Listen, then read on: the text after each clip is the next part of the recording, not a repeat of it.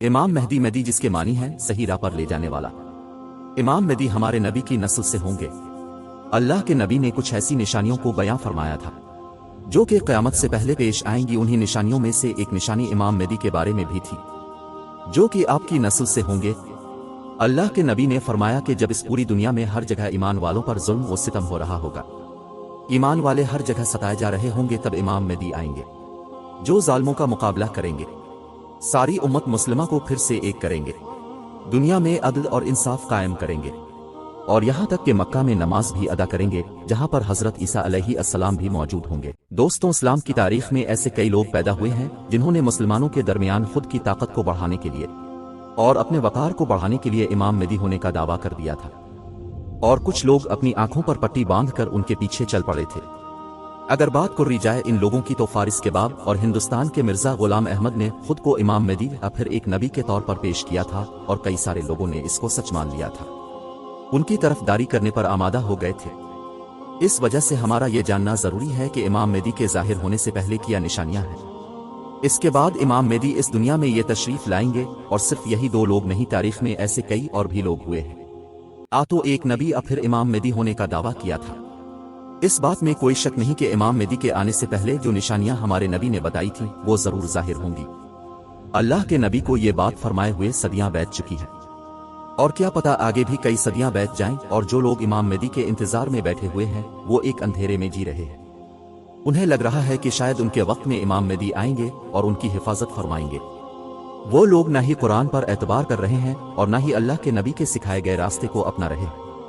جس طرح سلطان صلاح الدین ایوبی نے امام مہدی کا انتظار نہ کرتے ہوئے یروشلم کو فتح کیا تھا، ویسا ہی ہر کسی کو سوچنا چاہیے۔ جیسا کہ میں نے بتایا کہ اگر دیکھا جائے تو تاریخ میں کئی سارے لوگ پیدا ہوئے ہیں جنہوں نے خود کو امام مہدی ہونے کا دعویٰ کیا تھا، جیسے ہی کہ محمد بن قمرات، اس نے بھی امام مہدی ہونے کا دعویٰ کیا تھا، یہاں تک کہ اس نے اپنے کئی سارے ساتھیوں کو بھی قتل کروا دیا تھا کیونکہ وہ اسے امام مہدی نہیں مان رہے تھے،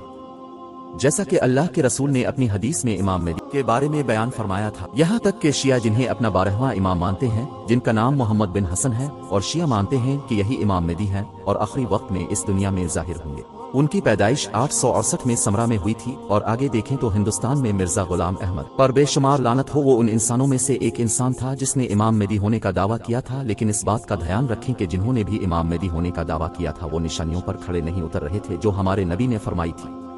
اب میں آپ کو کچھ ایسی نشانیاں بتانے جا رہا ہوں جو امام مہدی کے آنے سے پہلے ظاہر ہوں گی۔ اگر سب سے بڑی نشانی کی بات کی جائے تو وہ یہ ہے کہ پوری دنیا میں ظلم و ستم ہو رہا ہوگا، مسلمان آپس میں ایک دوسرے سے لڑ رہے ہوں گے، اور لوگ بڑی بے دردی سے اپنی جان گنوا رہے ہوں گے۔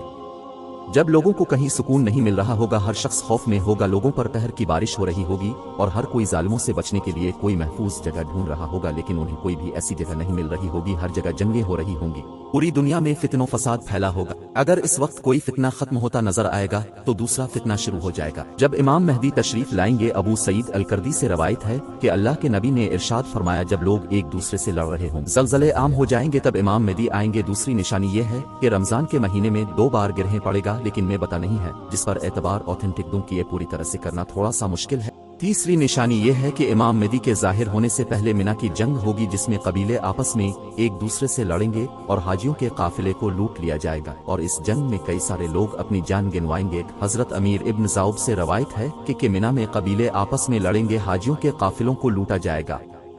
مینا کی جنگ لڑی جائے گی اور ہر جگہ خون ہوگا، یہاں تک کہ یہ کن جمرات القبا تک پہنچ جائے گا، تب حضرت امام مہدی کعبہ کے پاس خود کو ظاہر فرمائیں گے۔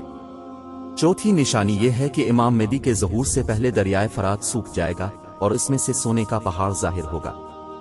فرات وہ دریا ہے جو سیریا اور عراق سے بہتا ہوا میں جا کر مل جاتا ہے۔ حضرت ابو ہریرہ سے میڈیٹرینین روایت ہے کہ اللہ کے رسول نے فرمایا کہ آخری وقت جب تک نہیں آئے گا جب تک دریائے فرات سوکھ نہ جائے اور اس میں سے سونے کا پاٹ ظاہر نہ ہو جائے،